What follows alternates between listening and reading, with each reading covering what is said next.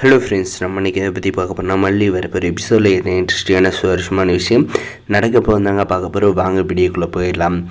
நம்முடைய விஜயோட மாமா, அதாவது முன்னாள் ஒய்ஃபோட அப்பா பார்த்திங்கன்னா நம்முடைய வெண்பாவை வீட்டில் யாருன்னு நினச்சிட்டு நம்மளுடைய வெண்பாவை கூட்டிகிட்டு போகிறதுக்காக வீட்டுக்குள்ளே நுழையிறாங்க இந்த வேதாச்சலம். நம்முடைய வெண்பா பார்த்திங்கன்னா நான் வரவே மாட்டேன் அப்படின்ற மாதிரி சொன்னது பார்த்திங்கன்னா, நீ என் கூட வந்து தான் ஆகணும் வெண்பா அப்படின்ற மாதிரி தூக்கிக்கிறாங்க. என்னடா நம்ம வெண்பா கத்த சத்தம் கேட்குது அப்படின்ற மாதிரி நம்முடைய விஜய் கேட்டு ஓடி வராங்க பதறி அடிச்சுக்கிட்டு. இந்த வேதாச்சலம் பார்த்திங்கன்னா நம்மளுடைய வெண்பாவை தூக்கி வச்சுக்கிட்டு பார்த்துட்டு, மரியாதையாக சொல்கிறேன், என்னுடைய பொண்ணை இறக்கி விட்டுங்க, திரும்பி பார்க்காது போயிரு, இல்லைனா உனக்கு அவ்வளோதான் மரியாதை. உனக்கு எனக்கு இருந்த பிரச்சனையெல்லாம் கோர்ட்லேயே முடிச்சாச்சு. இப்போ எதுக்காக வெண்பாவை கூட்டிகிட்டு போகிறேன்னு இங்கே நின்றுக்கிட்டு இருக்கா அப்படின்ற மாதிரி கேட்டதுக்கு நம்முடைய வேதாச்சலம் என்ன பதில் சொல்கிறாருன்னு பார்த்தீங்கன்னா, என்ன விஜய், நீ தான் மல்லியை நீ கல்யாணம் பண்ணியிருக்கே தவிர அவள் கூட வாழலை.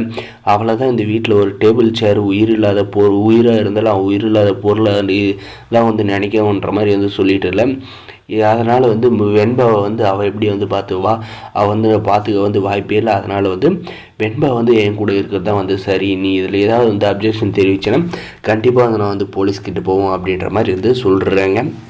அந்த நேரம் பார்த்திருந்த ராஜேஸ்வரி பார்த்திங்கன்னா, என்ன வேதாச்சலம் ரொம்ப சவடால் விடுற, மரியாதையாக வெண்பாவை இங்கே விட்டுட்டு கிளம்பி போகிற வழியை பாரு அப்படின்ற மாதிரி பேசிகிட்டு இருக்க. பார்த்திங்கன்னா நம்ம அன்னபுண்ணியம்மா என்ட்ரி தராங்க. என்ட்ரி கொடுத்ததுலேயே பார்த்திங்கன்னா சும்மா அதர வைக்கிறாங்க.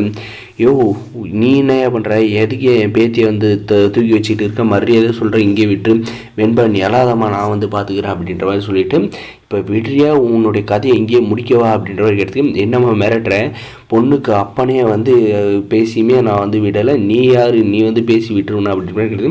வெண்பா என்னுடைய பேத்தி, அதுவும் போக மல்லியை என் மாப்பிள்ளை கல்யாணம் பண்ணியிருக்காரு அப்படின்ற மாதிரி சொன்னதும் பார்த்திங்கன்னா, ஏமா அதுதான் உன் மாப்பிள்ளை உன் பொண்ணு கூட தான் வாழலையே, நீ அதனால தான் நான் வெண்பாவை கூப்பிட்டு போகிறேன் அப்படின்ற மாதிரி சொன்னோம். பார்த்தீங்கன்னா, உனக்கு என்ன தெரியும், நீனா பெட்ரூமில் தான் விளக்க பிடிச்சி அப்படின்ற மாதிரி எல்லாம் நம்முடைய அனுப்பணியமாக கேட்குறாங்க. அதுக்கப்புறம் பார்த்தீங்கன்னா, மாப்பிள்ளை நீங்கள் சொல்லுங்கள், வெண்பா கூட நீங்கள் சந்தோஷமாக தான் வாழ்கிறான்னு சொல்லுங்கள் அப்படின்ற மாதிரி நம்முடைய விஜய்கிட்ட அனுப்பணியமாக கேட்குறாங்க. இதுக்கு நம்முடைய விஜயோட பதில் என்னவா இருக்கும் அப்படின்றதான் இன்ட்ரெஸ்டிங்காக இருக்க போகுது.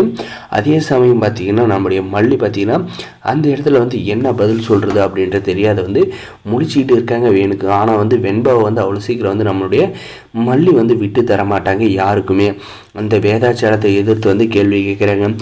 மரியாதையாக வெண்பாவை விட்டுட்டு திரும்பி பார்க்காத போயிரு அப்படின்ற மாதிரி கேட்டு, உன்னையோ இந்த வீட்டில் ஒரு பொருளை மதிக்கிறதுல நீ என்ன மிரட்டுற, மரியாதையோட இருந்துரு அப்படின்னு சொன்னது பார்த்திங்கன்னா நம்முடைய விஜய் உடனே அதிரடியாக முடிவு எடுத்து, நானும் மல்லி சந்தோஷமாக தான் இருக்கும், உனக்கு என்ன பிரச்சனை அப்படின்ற மாதிரி கேட்குறேன். இதை நான் எப்படி நம்புறது அப்படின்ற மாதிரி கேட்டதுக்கு பார்த்தீங்கன்னா, மல்லி இந்த வீட்டுக்கு வந்ததுலேருந்து நான் அவன் மேலே கோவப்பட்டு இருக்கிறேன் தவிர அவளுக்கு பர்சனலும் சரி எவ்வளோ நான் அவளுக்கு கிஃப்ட்டு வாங்கி கொடுத்துருக்கேன்.